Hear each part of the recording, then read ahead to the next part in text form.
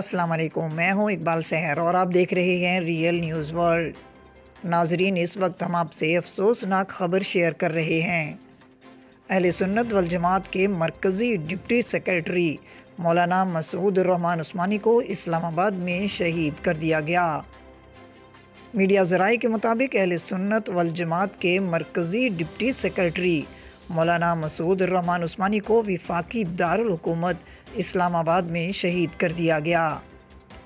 Media ذرائع کے مطابق وفاقی دارالحکومت اسلام آباد میں دہشت گردوں نے اہل سنت والجماعت کے مرکزی ڈپٹی سیکرٹری مولانا مسعود الرحمان عثمانی پر فائرنگ کی، جس کے نتیجے میں وہ شدید زخمی ہو گئے۔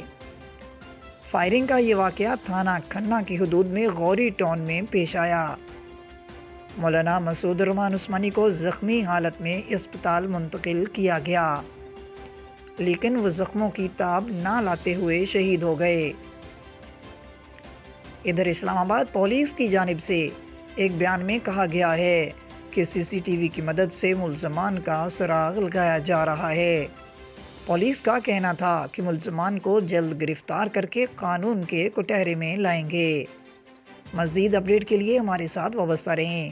اگر آپ نے ہمارے چینل کو سبسکرائب نہیں کیا تو پلیز کر دیجئے اور بیل آئیکن کو پریس کرنا مت بھولیے تاکہ ہماری نئی ویڈیو کا نوٹیفیکیشن بر وقت آپ تک پہنچ سکے۔ کامنٹ باکس میں اپنے خیالات کا اظہار کیجئے۔ اللہ حافظ۔